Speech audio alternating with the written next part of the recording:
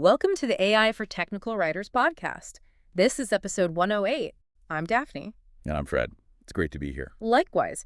So today we're digging into something pretty fundamental, wouldn't you say? This huge debate happening around AI. Absolutely. It's like the core conflict right now.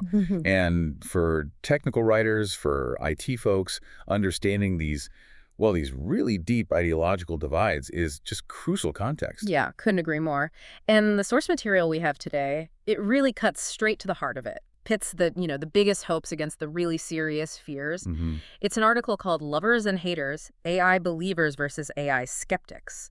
Came out on LinkedIn very recently, October 19th, 2025. Right. And interestingly, it was written by our show's producer, Curt Robbins. He's a senior technical writer himself, of course. Exactly. So he knows the territory. He does. And Curt did, I think, a really good job isolating these two, let's call them extreme camps of thought leaders. On one side, you've got the super optimists. They see AI as this ultimate tool for progress, an intelligence augmenter. Right. Then on the other side, you have people focused almost entirely on the existential risks, the societal dangers. And we're not just talking about minor disruptions here. When they talk risks, it's big picture stuff. Oh, absolutely. The skepticism at its most extreme, it goes all the way to predicting, the end of humanity. Or at least humans being dominated by some superior intelligence. Like the Skynet scenario, Terminator stuff. Pretty much, the full-blown Skynet scenario, yeah.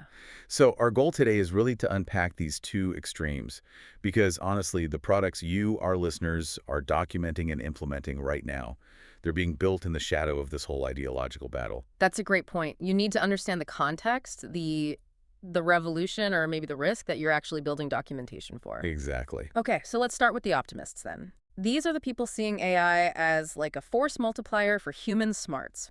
Precisely. Their focus is huge. Solving really complex global problems, finding cures for diseases, democratizing knowledge, making us all way more productive. It's the scale of change they predict that's kind of staggering, isn't it? It really is. We're not talking about the next software update here. It's a potential civilizational shift. Jensen Huang, CDO of NVIDIA. The chip guys, right? Power and everything. Yeah, the foundational hardware. He's publicly claimed AI is the engine of the largest industrial revolution in human history. Wow. Okay, so bigger than the steam engine. Bigger than electricity. Bigger than IT itself, he says. That's a massive claim for our audience of IT professionals. If it's bigger than IT, what does that even mean for documentation? That's the million-dollar question, isn't it? How does documentation, which is so tied to IT infrastructure and software cycles, how does it scale? Do we end up needing AI to document AI? And Huang's not alone. Larry Ellison at Oracle says similar things.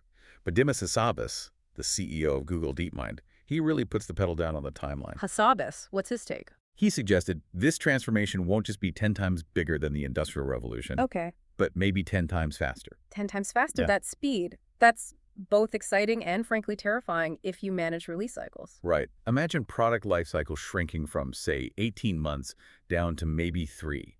Our whole documentation versioning approach just breaks. We couldn't keep up using the old methods. Not a chance. No way. The pressure on tech writers to use AI tools just to keep pace becomes immense. But look at the evidence they point to. Hassabis' team at DeepMind with AlphaFold. The protein folding thing. Yeah. They basically solved a fundamental scientific problem that humans were stuck on for decades. Using AI. That shows immediate potential. And Larry Ellison, you mentioned him. His vision with that huge $500 billion Stargate AI project, that sounded very specific, very life-changing. It really did. Ellison's focused on personalized medicine. He talked about cancer diagnosis becoming like a simple blood test powered by AI. And even more, using deep gene sequencing to design a personalized vaccine for your specific cancer. That's the kind of thing that could move from concept to reality quite fast. Okay, this is where it gets maybe a little more out there. Ray Kurzweil, the Google futurist, the singularity. Yes, Kurzweil. He predicts this profound fusion of human and machine intelligence. And pretty soon, relatively speaking, around 2045. Fusion? How? And how do you document the liability for that? Imagine writing the user guide for merging your brain with the cloud. Well, that is the ultimate documentation challenge, perhaps. Kurzweil's mechanism involves nanobots, tiny robots, molecule size. Nanobots? Seriously? Seriously. Entering the brain non-invasively through capillaries, connecting us directly to the cloud. His prediction, this expands our intelligence a millionfold. A millionfold by 2045. Even if that sounds wild, the core issue documenting the interface between biology and this exponential AI that feels much closer. It absolutely is. And if Kurzweil's right about that millionfold increase, why would anyone need documentation written by, well, us, standard humans? That's a troubling thought. Maybe. Or maybe even superintelligence needs reliable docs for the systems it uses. Debugging, compliance, audit trails. The nature of documentation changes, focusing maybe more on interfaces, algorithms, ethical rules. But the need might persist. It's worth noting, too, though, that even within this optimist camp, there's disagreement, right? Like Sam Altman at OpenAI, he's bullish, but calls for careful regulation. Definitely. And then you have Jan LeCun at Meta. He's a staunch optimist, dismisses the big existential fears as complete BS, I think was his phrase. Right, and he advocates for open source AI and different architectures. Yes, non-LLM architecture specifically, which is interesting for tech writers. LLMs are powerful, but often black boxes, hard to predict. LeCun's push for other types, they're often more structured, maybe more reliable, and potentially easier to document and debug. So even the lovers, as Curt calls them, they disagree on how to build it safely. But they seem united that the outcome itself is overwhelmingly positive for humanity. That seems to be the common thread, yes. Okay. Let's take a brief break for a special message from our producer, Curt Robbins. Hi, this is Curt Robbins. First, thanks for listening. I truly appreciate your support. I want to let you know that I'm currently accepting new clients. My rates are affordable, and I have more than 25 years of experience working for enterprise companies like Microsoft, Northrop Grumman, Oracle, PNC Bank, FedEx, USAA, and Wells Fargo, among many others. If you want to improve your IT documentation and communications, hire me. I deliver fast, know how to use AI to improve efficiency and accuracy, and love going the extra mile to satisfy my clients. Thank you for subscribing and listening. Back to you, Daphne and Fred. Welcome back to the AI for Technical Writers podcast. Welcome back. So we've covered the optimists, the augmenters. Now let's flip the coin and look at the skeptics, the risk-averse crowd. Right. Their concerns are weighty, existential risks, AI alignment problems, ethics, societal dangers from superintelligence. Exactly. And the intellectual foundation for a lot of this modern concern was really laid by Nick Bostrom in his book Superintelligence. Yeah. He kind of normalized thinking about AGI misalignment as a major, major risk. AGI misalignment. That's when an AI smarter than us pursues a goal, but its values aren't aligned with ours, leading to bad outcomes. Precisely, like the classic paperclip maximizer thought experiment. Yeah. Tell it to make paperclips, it turns the whole universe into paperclips because that's the goal, regardless of, well, us. Okay, yeah, not good. And the irony here is pretty stark, isn't it? Some of the loudest warnings come from the pioneers of the technology. It's striking. Geoffrey Hinton, the godfather of AI. He left Google specifically so he could warn people freely. He even said part of him regrets his life's work because of the risks. That's quite an admission. What's his main worry? He's deeply skeptical that tech companies can actually keep AI systems under control once they become significantly smarter than humans. His fear, which hits right at safety documentation, is that these AIs are going to be much smarter than us. They're going to have all sorts of ways to get around the controls we try to build. So if Hinton's right, is writing safety documentation just like security theater? If the system can inherently bypass controls, maybe the user guide should just be a giant warning label. It definitely challenges our approach. We might need to shift from just documenting features to documenting, say, risk tolerance levels or known limitations or ethical boundaries much more explicitly. And then there's Elon Musk, also a major AI developer now with XAI, but he's called AI riskier than nuclear weapons? Yeah, putting it on par with global annihilation. It's strong language. This idea of harm brings us to Timothy Gebru's work, too. Algorithmic bias, social impacts. Absolutely. Gebru focuses on bias, lack of transparency, how AI can amplify harm against marginalized groups.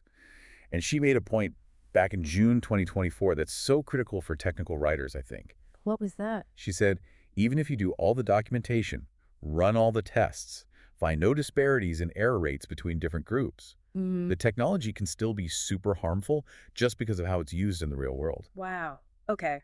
So technical accuracy isn't enough. Our docs need to address potential misuse, ethical boundaries, social risk. That's the implication, yes. The tech writer potentially becomes a kind of guardian of ethical use, warning about harmful applications, not just describing features. That's a big shift in responsibility. It is. And you also have critics like Gary Marcus focusing more on the technical limitations of current AI, especially deep learning.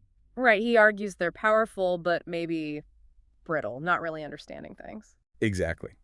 Lacking true causal reasoning, he says, which makes them untrustworthy for high-stakes tasks. And that's another documentation nightmare, isn't it? How do you write a robust guide for a system that's powerful but potentially fragile? You have to be honest about the limits, I guess. Clearly state what it can't do reliably, maybe. Precisely. Yeah. Documenting the boundaries, the failure points, becomes just as important as documenting the capabilities. Okay, and one more key player in this skeptic space, maybe ironically, is an AI CEO, Dario Amodei from Anthropic. Right. Anthropic's whole mission is built around AI safety and alignment. They call their approach constitutional AI. Constitutional AI. Yeah, the idea is to build safety rules, ethical principles of constitution directly into the AI's training from the start. So the AI learns to govern itself according to human values. It's a safety-first development philosophy, trying to solve the alignment problem before they build superintelligence. So Amodei sees unaligned superintelligence as a top-tier global threat, even while leading an AI company. Exactly. That view shapes their entire approach. Okay, so wrapping this up, what does this huge split mean for us? For the people listening, the technical writers, the IT pros, writing the manuals, implementing these systems? Well, you're right in the middle of this massive dichotomy, aren't you? One side promises cancer cures and million-fold intelligence boosts via nanobots. And the other side warns of a civilizational threat so bad, its own creators regret making it. And you, the listener, you're tasked with explaining it, documenting it, rolling it out. Yeah, it's a lot. Especially with that speed factor. Hassab is predicting development 10 times faster than the Industrial Revolution. Combined with Hinton's real doubt about our ability to control something much smarter than us. It means the old ways of documenting things, assuming linear progress, predictable systems, they just don't apply anymore. We're documenting exponential change and inherent, maybe existential risk. So that leads to a pretty challenging final thought, I think. It does. Building on that speed and the potential scale, here's something for you to really chew on.